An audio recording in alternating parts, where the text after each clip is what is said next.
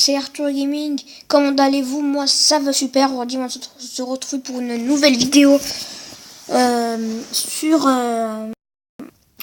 les 5 légendes les plus effrayantes d'Halloween. Comme la vidéo va simplement commencer.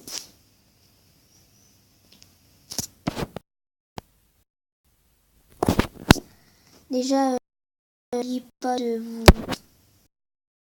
abonner à la chaîne, puis voilà.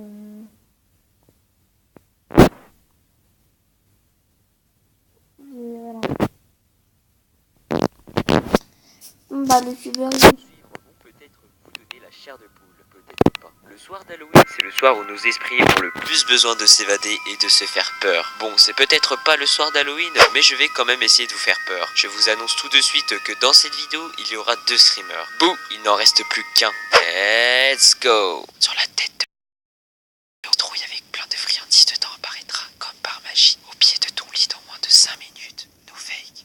Numéro 1, le numéro 13.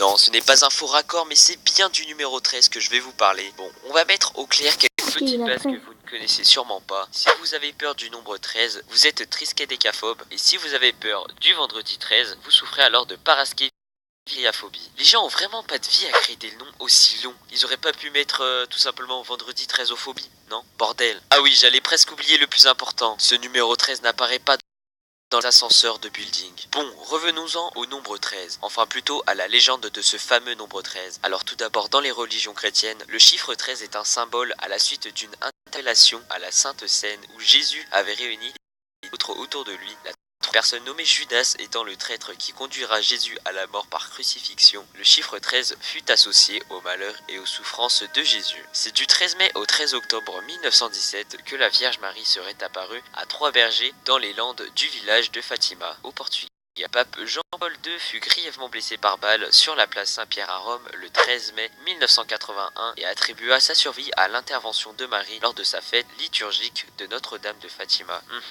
Étonnant. Trop de 13 dans cette histoire. Coïncidence? Je ne pense pas. Numéro 2. The Vanishing Hitchhiker. The Vanishing en français comme disparition autostoppeur tient bien son nom. En effet, la légende raconte que des gens qui voyagent en véhicule rencontrent ou sont accompagnés par un autostoppeur. Attendez, ce n'est pas le petit autostoppeur qui a le temps de te dire quand il descend? Ah ça non. Lui, enfin plutôt elle, a pas le temps de niaiser. Par exemple, je préfère vous dire que l'histoire qui va suivre que je vais vous raconter, je ne sais pas du tout si elle est vraie.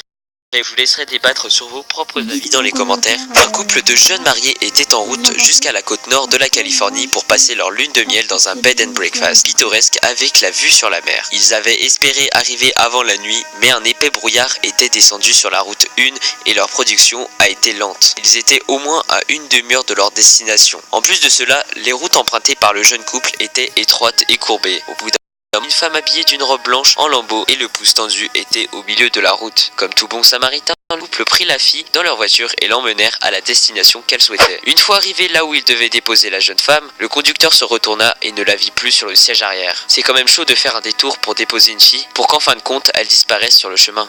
Numéro 3. Bloody Mary. D'habitude j'ai pas rigolé avec ce genre de truc, mais là faut être sacrément teubé pour y croire. Je respecte tout à fait les gens qui croient en cette légende. Donc Bloody Mary ou Marie la sanglante, putain c'est vachement stylé ce nom, je veux le même.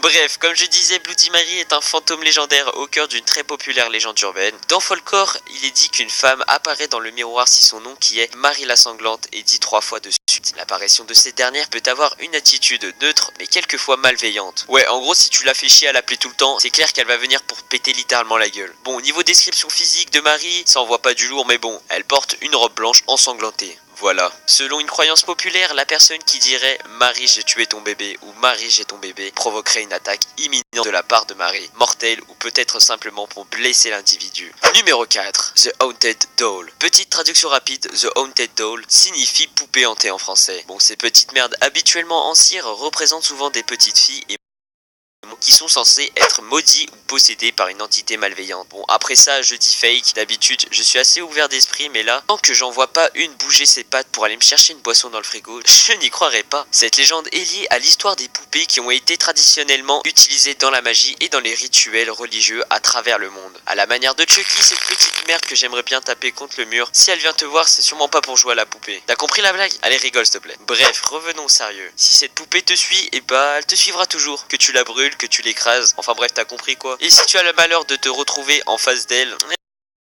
je suis un petit peu dans la merde, surtout si elle a un couteau. J'espère que tu sais bien courir, poteau. Numéro 5. The Hands Resist Him. The Hands Resist Him, connu comme le tableau en Teddy Bay et le tableau peint par l'artiste californien Stoneham en 1972. Il représente un jeune garçon et une poupée debout devant une porte vitrée contre laquelle de nombreuses mains sont appuyées. Selon l'artiste, le garçon est basé sur une photographie de lui-même à 5 ans. L'embrasure de la porte est une représentation de la démarcation entre le monde éveillé et le monde des rêves et des possibilités. Et la poupée est un guide qui escortera ce jeune au travers. Les mains elles-mêmes représentent les vies alternatives ou les possibilités. Cette peinture est devenue une légende urbaine en février 2000 quand il était disponible sur eBay, accompagné d'une trame de fond élaborée disant qu'elle était hantée. Et devinez qui l'a acheté?